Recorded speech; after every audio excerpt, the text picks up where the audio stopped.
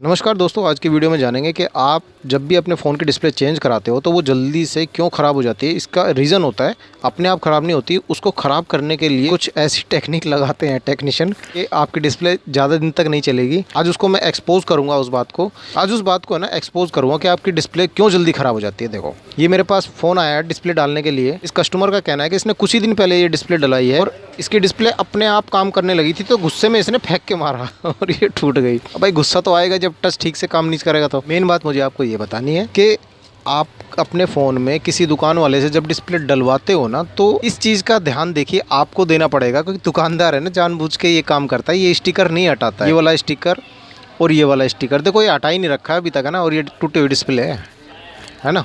अब इसको पता दुकान वाले को डिस्प्ले कैसे लगानी थी, उसको लगानी चाहिए थी ये स्टिकर हटा के। एक मिनट में इसका स्टिकर हटा के दिखाता हूँ आपको ना।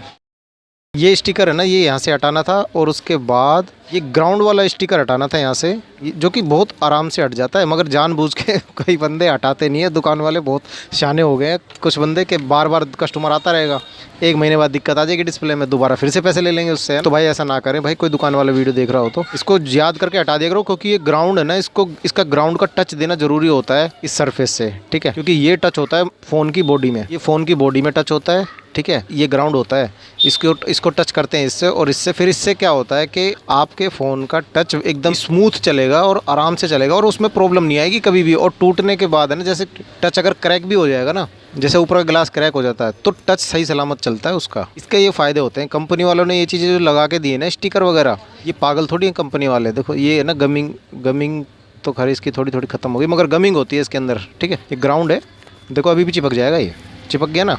तो ये देखो, ये मतलब ये गलत बात है। ऐसे कोई भी दुकान वाला अगर वीडियो देख रहा है तो भाई ऐसा ना करें, ये स्टिकर याद करके हटा दे करें। देखिए, कस्टमर के पैसे गलत तो नहीं है, वो कोई आप पर भरोसा करके अपना फ़ोन अगर आपको दे रहा है ना, और अगर आप उसके पैसे उस काम के ले रहे हो, तो भाई ईमानदारी से काम कर दिया करो।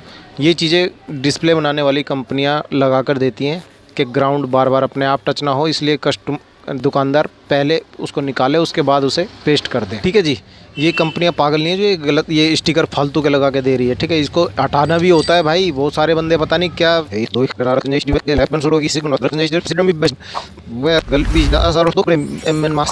तो भाई उसमें ये स्टिकर लगे रहते हैं। भाई ये ऐसा काम ना करें। अब देखो मैं आपको दिखाता हूँ नई डिस्प्ले इसमें मैं कैसे डालूँ। देखो ये न्यू डिस्प्ले है, ठीक है। मैं ये स्टिकर भी हटाऊंगा। बहुत सारे बंदे ये वाला स्टिकर भी नहीं हटाते हैं, ये साइड वाला। इसको अगर नहीं हटाओगे ना, तो इस जगह से डिस्प्ले उठी रहेगी। और बहुत सारे बंदे आपने देखे होंगे ऐसे ही पेस्ट कर देते हैं इसी स्टिकर के साथ।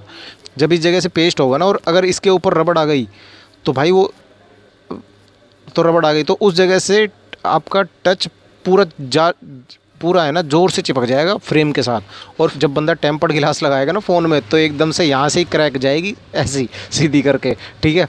तो भाई इस चीज़ का ध्यान रखना है, ये स्टिकर याद करके हटा देगा। बहुत सारे बंदे हटाते नहीं, यहाँ से फिर उठा रहता है फोल्डर, या तो लाइट नज़र आएगी फोल्डर की, या फिर टच आपका थोड़े दिनों में काम करना बंद कर देगा। फिर आपके पास कस्टमर आता है तो फिर आप कस्टमर को उल्टा बोलते हो कि भैया तूने गिरा दिया होगा, तूने ये कर दिया होगा। ये बहानेबाजी ना करें भाई, ऐसा मत किया करो। सारे बंदे आपके चक्कर में है ना फिर बदनाम होते हैं, सही रिपेयर करने वाले भी, है ना। तो मैं मोबाइल रिपेयर वालों से रिक्वेस्ट है हाथ जोड़ के कि भाई ऐसा काम मत किया करो। खुद ही समझ सकते हो ये चीज़ें क्यों दी जाती हैं, ये हटाने के लिए दी जाती है भाई। पेस्ट करने से पहले हमें ये हटाना होता है।